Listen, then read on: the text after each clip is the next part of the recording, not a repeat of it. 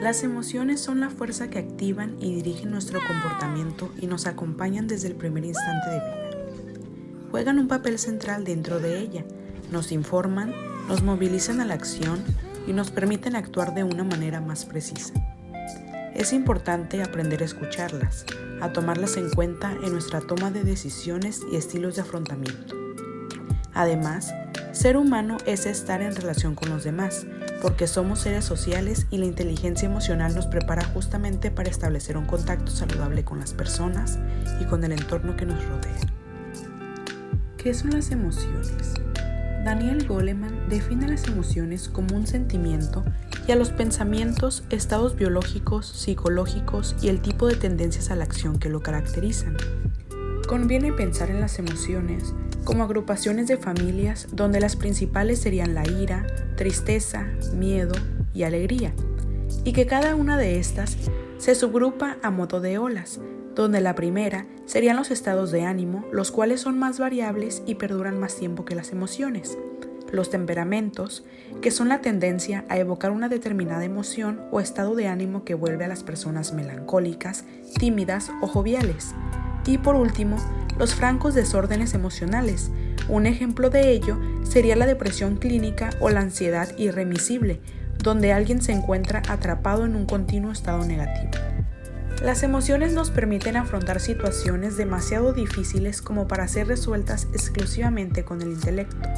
Todas estas son impulsos que nos llevan a actuar. En cada emoción hay implícita una tendencia a la acción. Guían nuestras decisiones trabajando en conjunto con la mente racional y capacitando el pensamiento mismo.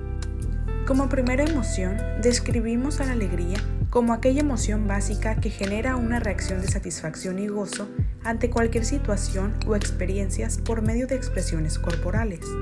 Por consiguiente, tenemos la emoción del miedo, que es el estímulo que nos pone en un estado de alerta ante las situaciones que solemos considerar peligrosas. Después tenemos el enojo, el cual podemos definir como aquel estado emocional en el cual la persona experimenta sentimientos con distintas intensidades, en el que pueden presentarse conductas leves de molestia o irritación hasta una ira más intensa.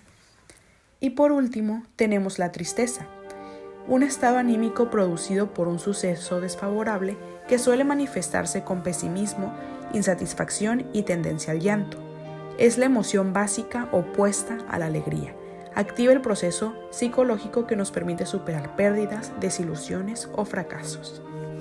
Sentir mariposas en el estómago, tener un nudo en la garganta, que algo nos siente como una patada en la boca del estómago, que nos rompan del corazón o que pensemos que nos va a estallar la cabeza cuando nos enfadamos mucho, no son solo frases hechas. Se trata de sensaciones reales que se desatan en diferentes partes de nuestro cuerpo cada vez que experimentamos una emoción, ya sea por miedo, tristeza, alegría, vergüenza, envidia, felicidad o sorpresa. Lo físico y lo emocional van de la mano, y cuando uno habla, el otro responde. Hay mucha investigación científica que avala los efectos de las emociones sobre el dolor y el cuerpo y la relación entre ambos. De hecho, áreas similares del cerebro se activan cuando experimentamos dolor físico y dolor emocional.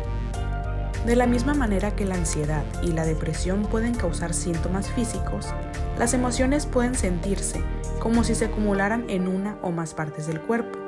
Las sensaciones son nuestra forma principal de interactuar con el mundo y sin embargo muchos de nosotros no nos detenemos a percibir cómo nos afectan. La mayoría de sentimientos básicos, enfado, miedo, tristeza, sorpresa, se localizan en la cabeza y en la parte superior del cuerpo, mientras que la felicidad y el amor, por ejemplo, recorren todo el cuerpo.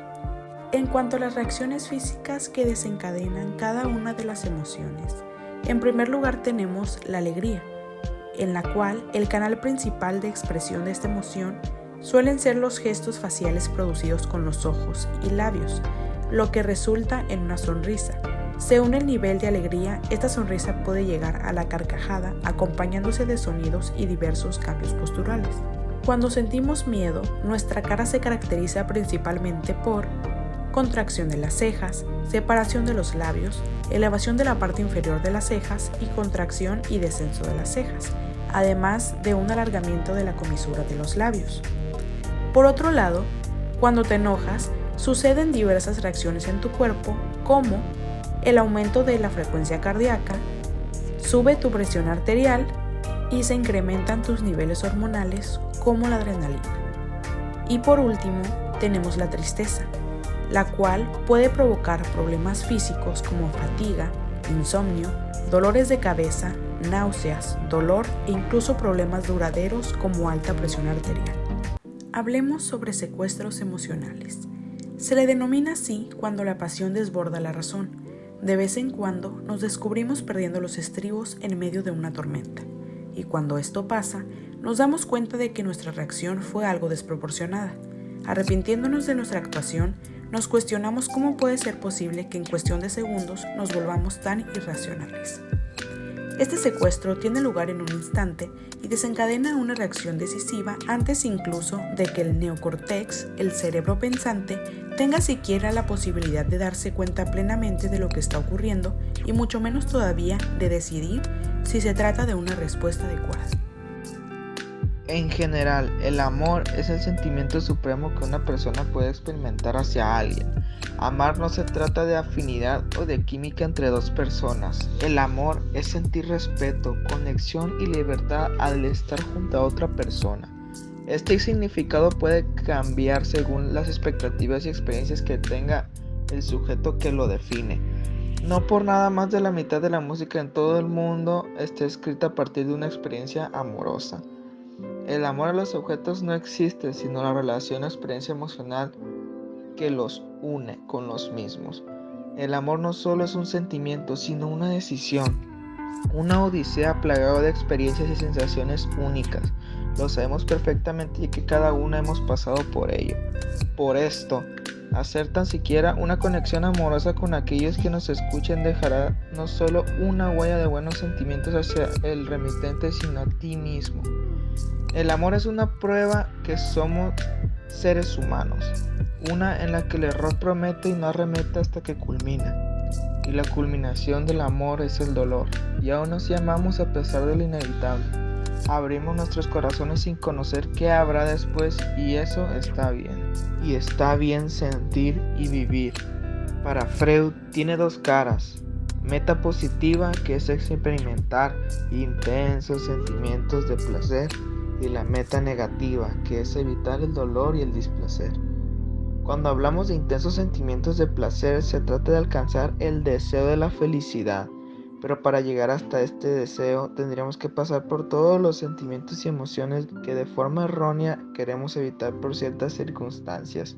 Pero es natural y saludable temer, lamentarse, enojarse, desahogarse, alejarse y recuperarse, porque somos reales. No somos seres perfectos. La gracia del ser humano son sus errores. Estos inconvenientes son los que te dejan un aprendizaje, una reflexión y una nueva acción a la siguiente participación.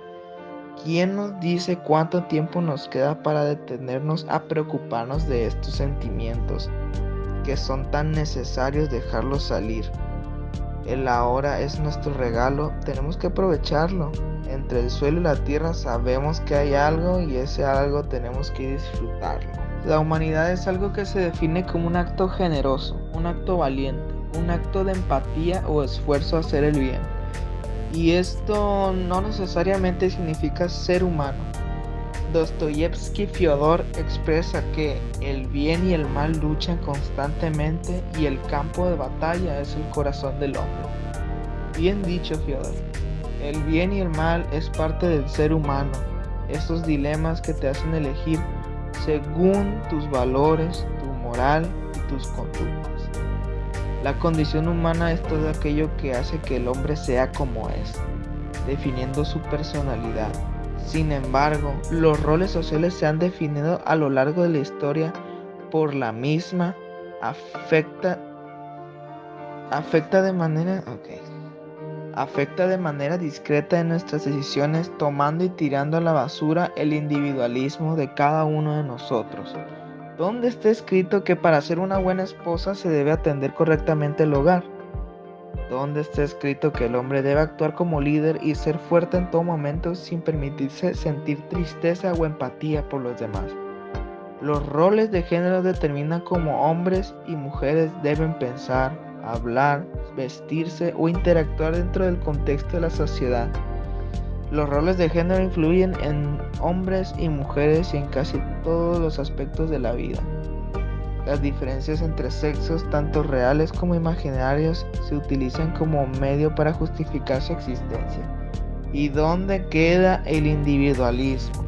Estos roles no nos permiten decidir, solo como la sociedad nos dicta, y eso no nos deja avanzar como personas. Cumplir o no estos roles sociales no nos hace menos o más personas. No está mal cumplir con tus expectativas lleno de emociones y razonamientos. No está mal vivir y dejar vivir. ¿Qué es la inteligencia emocional? La inteligencia emocional es la capacidad de reconocer las emociones, tanto propias como ajenas, y de gestionar nuestra respuesta ante ellas.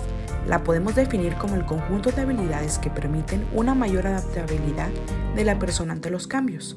Es como el paralelo a lo que nosotros llamamos intelecto en el razonamiento, en donde se tiene un control en las emociones que te permiten en todo momento reflexionar y razonar.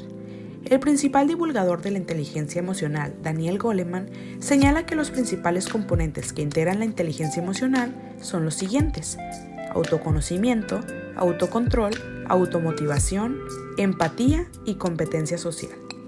¿Por qué es importante fomentar la inteligencia emocional dentro de la vida escolar y personal? Tener una inteligencia emocional alta es tener prácticamente todo el trabajo hecho.